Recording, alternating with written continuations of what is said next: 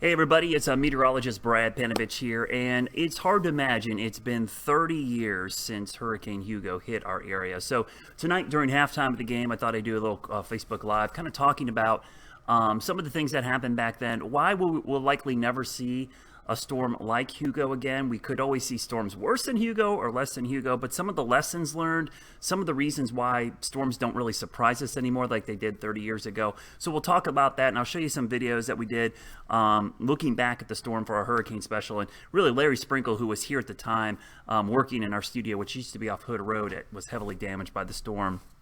Before we moved here to the Billy Graham Parkway, really has some great stuff. But let's look back at the track real quickly. So 30 years ago, the storm made landfall. But this storm started just off the coast of Africa, which was kind of an interesting storm when you think about it. The way this storm formed, if I can get this to move here, there we go. You'll see it show up there. Well, didn't mean to do that. You can see the storm started roughly right about in here and moved all the way across the Atlantic here to the United States. And when it made landfall here, it was on midnight, basically this morning. So 12:01 a.m. on the 22nd September 1989. The storm went through rapid intensification, which meant it was getting stronger as it was making landfall. This happened with Michael last year, remember. It basically surged up to a Category 5 before landfall. And that rapid intensification before landfall is always what you worry about with these storms. So two things happened. The storm ramped up in intensity, and it was moving at 30 miles an hour. So as it was moving inland at 30 miles an hour, that basically didn't give time for the storm to weaken over land. And you throw in the fact that it was moving into higher elevation. Something that I think gets lost on a lot of these storms is the higher up you go in the storm, like where the aircraft, the hurricane hunters fly, the winds are stronger. So if you're in a high-rise building or in a mountain with a landfalling hurricane, you're going to see stronger winds at the top than you are down at the bottom. So even though you don't think of Charlotte as a huge elevation change, from sea level to Charlotte is a pretty big jump. It's nearly 1,000 feet in some locations. So the fact that the storm was moving so quickly into our area, it was still a hurricane. It was a Category 1 hurricane with sustained winds close to 75 to 80 miles per hour. Now, imagine getting 75 to 80 mile per hour winds out of a thunderstorm, let alone a hurricane that could last for several hours. So people woke up early in the morning. Really, it started around 2, 3 o'clock in the morning, but it was really around sunrise. The worst weather was coming through, and trees were just coming down all over the place. I mean, up into the ice storm in 2002, this was the biggest damage to our tree canopy of any storm to hit our area. Also was a record for outages at one point for Duke Power. That was surpassed by the ice storm in 2002. A lot of people forget that ice storm ended up being a bigger impact to the power grid and the trees here in the Carolinas than Hugo. But you got to also remember too, 2002, there was a whole lot more people here than back in 1989. But you could see some of these average wind speeds. Now, there were strong winds over in here as well. They were in the 40 to 50 mile an hour range. But this core from the mountains of North Carolina down to the Midlands of South Carolina basically had winds that were sustained around, anywhere from 60, 70 to 80 miles per hour for several hours, which caused widespread damage across a big chunk of our area. At one point, 700 to 800,000 people without power in the Carolinas for up to 2 weeks. Now, just to put that in perspective, in 2002, when the ice storm hit, 1.5 million people in the Carolinas were without power for about 2 weeks. So if you had to ask me to rank the number 1 and 2 storms, I'd still put Hugo up there because of how shocking it was, and I'd put the ice storm number 2. Now, a lot of people wonder what happened back then. Why were people so surprised? Well, a couple things happened. One, I'll back this up. The rapid movement of the storm caught a lot of people off guard. And you got to remember too, this is 1989. Most people were only getting a weather update maybe once a day. We didn't have smartphones. We didn't have 24-hour cable. Heck, most people weren't even on the internet at this point. Just the real geeky people were online. So you weren't able to get information as quickly as you can in 2019. Also, the technology of weather forecasting was way lower 30 years ago. I mean, we had satellite imagery coming in every 15 minutes, maybe 30 minutes. But again, it was very slow to come in, and hurricane hunters were just kind of getting into their infancy of how they were flying into storms. And we didn't have a 5-day forecast cone. Let me pull up the forecast for Jerry. I'm going to pull it up real quickly here, just to give you some perspective. We kind of all take this for granted nowadays. This is the 5-day forecast cone. Back in 1989, there wasn't a 5-day cone. There wasn't even a 3-day cone. There was no cone at all. So people had to track the storm individually, and basically as it was approaching the coast, most of South Carolina only had about 18 to 20 hours heads up that a significant hurricane was going to make landfall. Of course, we were keeping an eye on it. And then inland, you got to remember too, inland areas, back then people weren't aware of the impacts of inland hurricane threats. There was no such thing as inland hurricane watches or warnings or even tropical storm warnings for inland areas. They were thought as coastal events. So you throw in the fact that communication was very low, so rapid changes in a storm weren't communicated every hour like they are now, or sometimes for me every 5-6 minutes.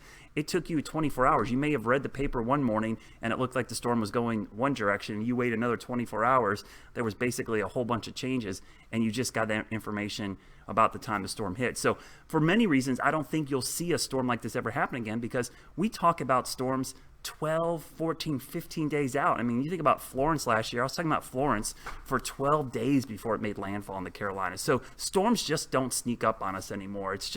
That's just the nature of the changing of technology, but also the changing of how we communicate. We are able to get updates instantaneously from many sources. So let me show you a quick video, kind of recap what we did for our hurricane special, but I think it's great to listen to Larry talk about this. I talk to Larry about this all the time. Being here 30 years ago and the roof collapsing in our building. So here's a quick clip from Larry's experience and the hurricane special we did earlier in the hurricane season. 30 years ago this fall, Hurricane Hugo set its sights on the Carolinas. It made landfall near Charleston as a Category 4 storm devastating the South Carolina coast. But as we know, the destruction didn't stop there. The storm kept its strength all the way inland. That includes the Charlotte area, where Hugo maintained Category 1 strength. The damage was nothing short of catastrophic. The day it hit, many of you turned to NBC Charlotte and Larry Sprinkle to find out the latest on Hugo. Now he's going to give you a look back at that storm that all storms are compared to. September 1989. I remember it well, as does anyone else in the Carolinas who lived through Hurricane Hugo. That morning, we started seeing landfall in Charleston, near Charleston. We started to see that storm system moving farther inland. And we're looking at it on satellite going, this thing is now south of Charlotte. Hugo was a fast-moving hurricane, and by the time it hit uptown Charlotte, it was still close to a Category 1, with sustained winds nearly 70 miles per hour.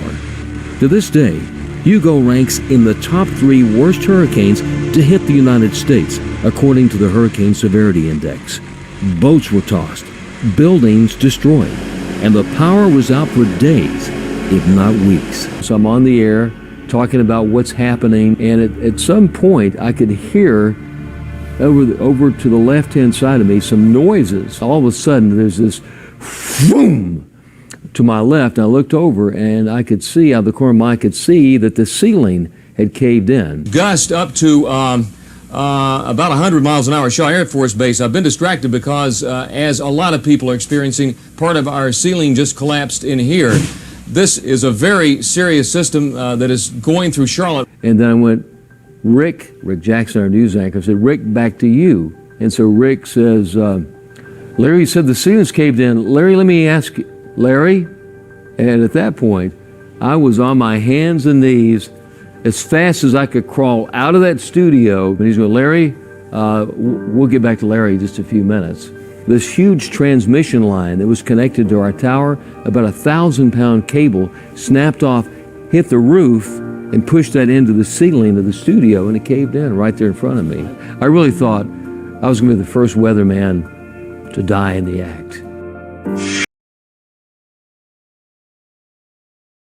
Yeah, so just a crazy, storm for so many folks in the Carolinas at the time. And so, folks, if you're not from the area or you've moved here since then and you hear all the talk about why Hurricane Hugo was a big deal, it was by far the biggest weather event to ever impact the city. In fact, the reason our mascot for the Charlotte Hornets is named Hugo the Hornet, it's named after this storm. So this is definitely going to be one of those storms that people will talk about 40 years from now, 50 years from now.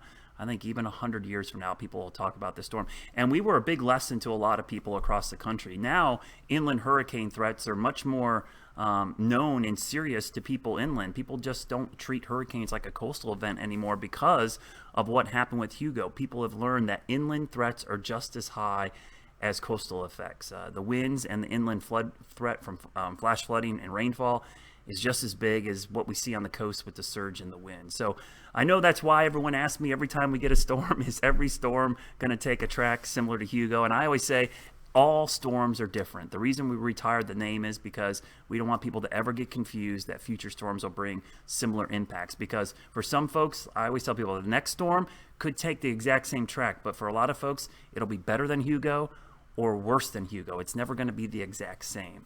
So we use sometimes storms from the past for analogs, but really every storm is different, and there's different impacts and different threats from each storm. So hard to believe it's been 30 years. I barely remember it because I was in high school at the time, and I wasn't here. I was in Ohio, but obviously I was a big weather geek, so I was following it. And I will never forget studying this and looking at all the damage inland, and just being in Charlotte now for 17 years and looking at all this data and even talking to tree experts that have lived in the area. It's pretty incredible to think that the lasting legacy that this storm has had on the Carolinas. So that's what I want to do tonight, just a quick little Facebook Live. We've got a ton of resources on our website. Our web team did a great job putting all of our content in there. So if you go to WCNC.com, they've got a great write-up from this morning with all the links to everything we've done, some video from the past, the pictures and images, especially of the buildings in Uptown, which were around at the time. All the windows broke out. Reminded me a lot of being in New Orleans during Katrina, seeing all the buildings have their windows smashed out. So go check it out there. And we've got another system out there. We're keeping an eye on Karen. I don't think it's going to be a big deal for us. We actually could use some rain from that system, but we're still in the heart of hurricane season with the heat building the next couple of days. It's going to be a very summer-like pattern. I'll be talking more about that coming up tonight after the game. Thanks for tuning in tonight. I hope for all those that remember Hugo, put in the comments. Tell me your stories. I'd love to hear them. It's been great to hear people remembering it when they were, getting married or some other life event that revolved around Hugo, or Hugo had some impact on their life. Please put them in the comments. It's great for everyone to share and kind of reminisce about these events, because this is really what makes us Charlotteans. It makes us Carolinians, events like this. So go ahead and put those in the comments, and I'll try to read through and reply to as many as I can.